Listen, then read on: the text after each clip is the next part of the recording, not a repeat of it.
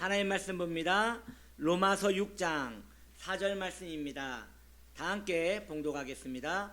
그러므로 우리가 그의 죽으심과 합하여 세례를 받음으로 그와 함께 장사되었나니 이는 아버지의 영광으로 말미암아 그리스도를 죽은 자 가운데서 살리신과 같이 우리로 또한 새 생명 가운데서 행하게 하려 함이라. 아멘. 오늘 말씀의 제목입니다. 따라해 주시기 바랍니다. 부활의 유익. 자, 우리 함께 큰 소리로 옆에 뒤에 앞에 성도님들에게 큰 소리로 인사합니다. 예수님 부활하셨습니다.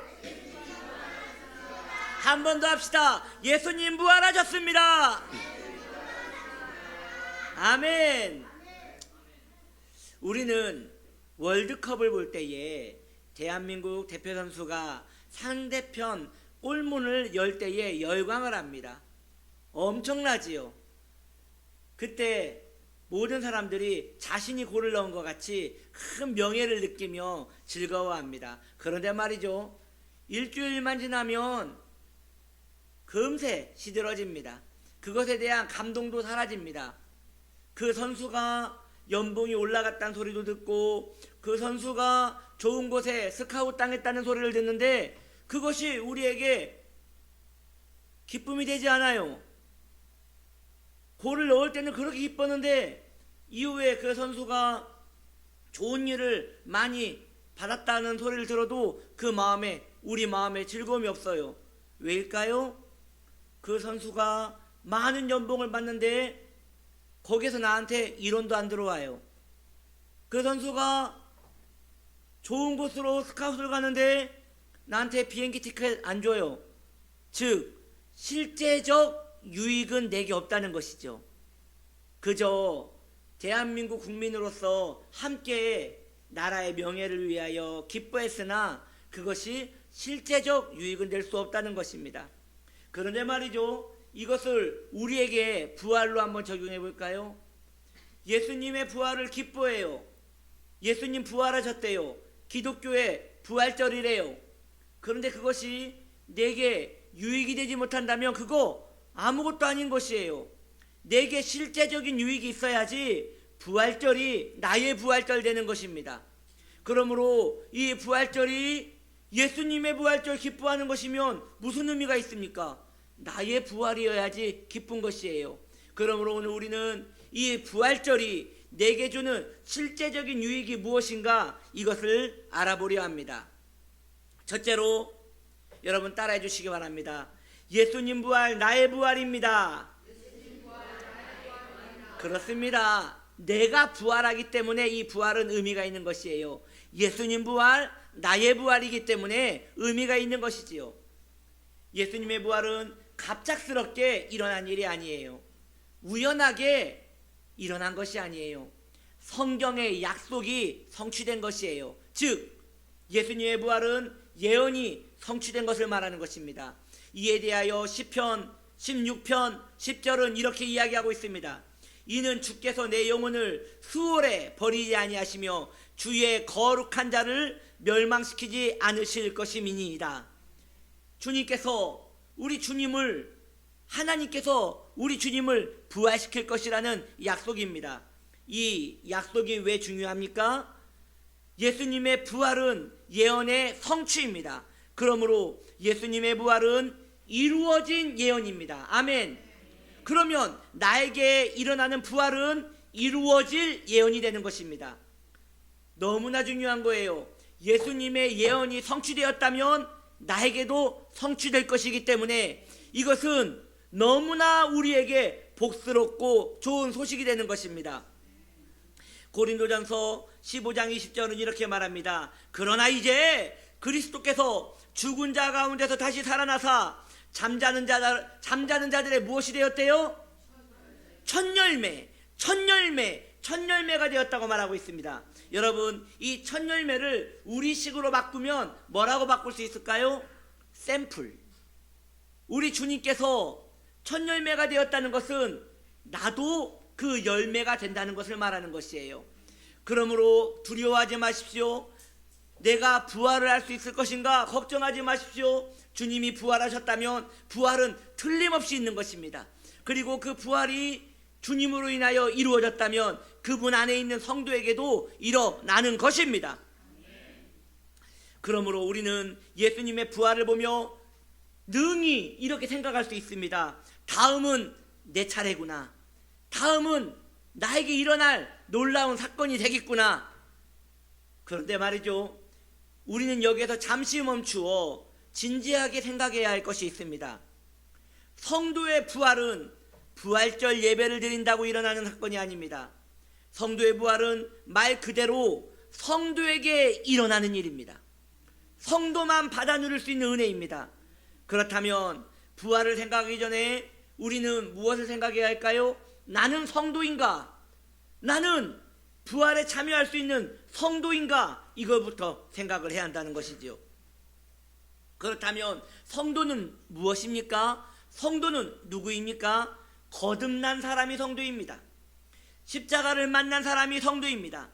자신의 죄에 대하여 괴로워하는 사람이 성도입니다. 구원을 가장 중요하게 생각하는 사람이 성도입니다. 자, 성도는 누구입니까? 자신 안에 있는 죄와 포기하지 않고 싸우는 자들이 성도입니다. 죄와 싸우다가 온몸에 영광의 상처를 입은 자들이 성도입니다. 그러므로 히브리서의 저자는 우리에게 말합니다. 죄와 싸우되 피 흘리기까지 싸우라고 말하고 있습니다. 그러므로 여러분, 그 옛날 글래디에이터라는 영화에 보면 검투사들이 온몸에 피를 흘리며 싸웁니다. 성도는 죄와 그렇게 피 흘려가며 끝까지 싸우는 투지를 가진 사람들이 바로 성도인 것입니다. 여러분, 오늘 이렇게 하얀 옷을 입고 오신 성도님들이 계시는데 너무 아름답습니다. 저는 좀 끔찍하지만 여러분들이 이 세상을 살면서 거룩한 세마포를 입은 성도의 이 흰옷이 다 붉게 물들기 원합니다. 그래서 그 영광의 상처가 주님에게 드려질 때에 면류관을 입게 될 것입니다. 이 전쟁이 끝나면 성도는 부활의 면류관을 쓰는 것이에요. 그리고 착하고 충성된 종들에게만 부여되는 부활의 면류관을 쓰고 세세토록 왕노릇하게 되는 것입니다. 전쟁의 영웅들에게만 주는 것이 바로 무공훈장입니다.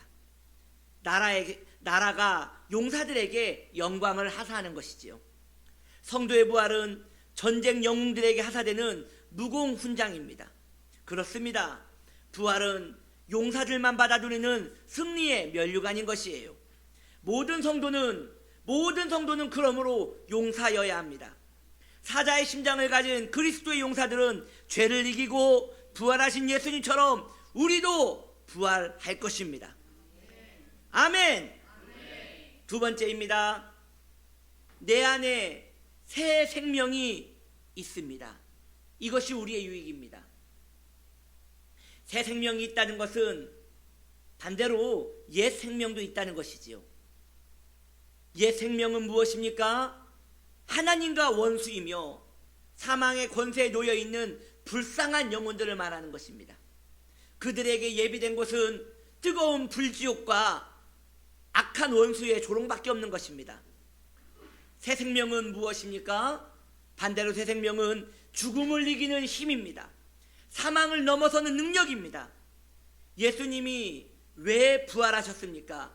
하나님이신 예수님이 왜 굳이 부활하셔야 했습니까? 예수님이 부활하신 이유는 성도에게 새 생명을 주시기 위함입니다. 이에 대하여 성경은 오늘 본문에서 이렇게 이야기합니다. 그러므로 우리가 그의 죽으심과 합하여 세례를 받음으로 그와 함께 장사되었나니 이는 아버지의 영광으로 말미암아 그리스도를 죽은 자 가운데서 살리심과 같이 우리로 또한 무엇을 주셨대요? 새 생명을 우리에게 주시기 위하여 부활하셨다고 말씀하고 있습니다. 부활은 죽어서 얻는 생명이 아니에요. 죽어서 깨어난 성도가 주님과 왕노릇은 할 거예요. 부활은 우리가 이 세상에 살 때 우리 내면에 새 생명이 머물러 있는 것이 부활인 것이에요. 내 안에 있는 새 생명이 죽으면 부활이 되는 것이죠. 그러니 이름만 바뀌는 것이에요.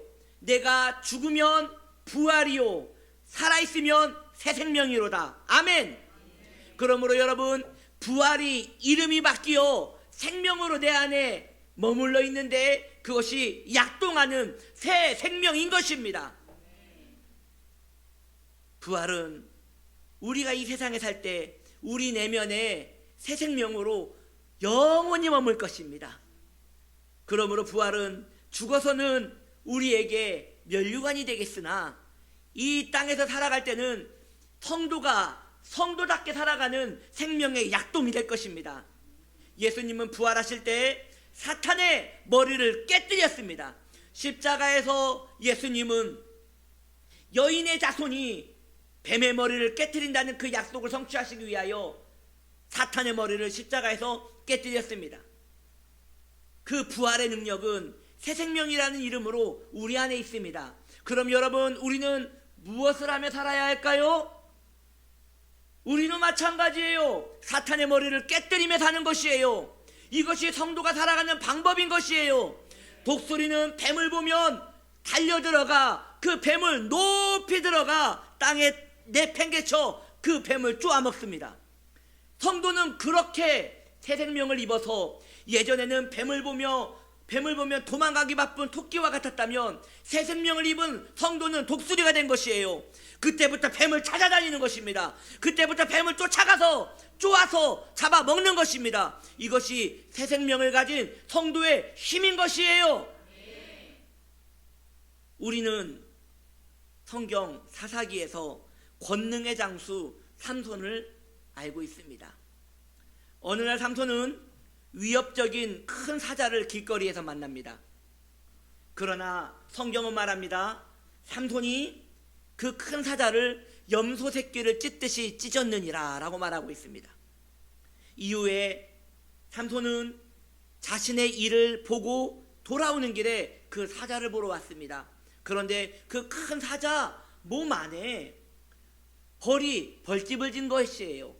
그리고 그 벌집 안에 꿀이 생성되어 있었던 것이죠.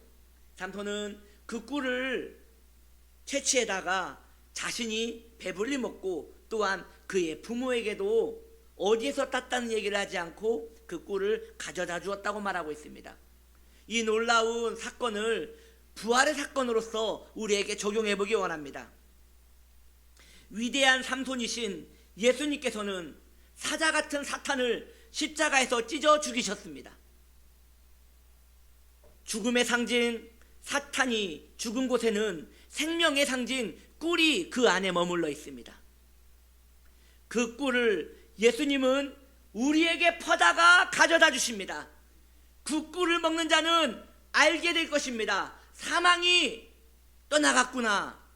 사망은 이제 우리에게 사망을 주는 것이 아니라 사망 안에서 꿀을 찾는 것이 부활이구나.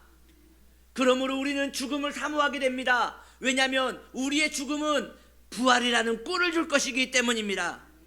그 꿀을 먹는 자는 바로 그리스도 안에 있는 성도가 되는 것입니다. 부활은 예수께서 사탄을 이기셨다는 증거입니다. 부활은 예수께서 우리에게 꿀을 주셨다는 능력입니다.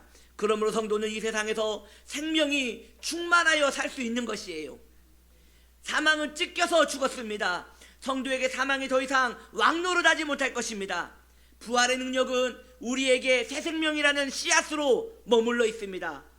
그리고 성도의 가슴에는 새 생명이 있기에 그때부터 성도의 가슴에는 젖과 꿀이 흐르는 것이에요. 이에 대하여 출애굽기 3장 17절은 말합니다. 젖과 꿀이 흐르는 땅을 너희에게 주리라. 이것이 삼손이 사자의 배에서 꿀을 얻어다가 준 것 같이 우리 여호와 하나님께서 예수 그리스도를 통하여 우리의 가슴에 생명의 강수, 꿀의 강수가 흐르는 것입니다. 할렐루야. 이제 여러분, 우리는 우리의 힘으로 살지 않아도 됩니다. 부활하신 예수께서 젖과 꿀이 흐르는 생명으로 우리 안에 살아계십니다.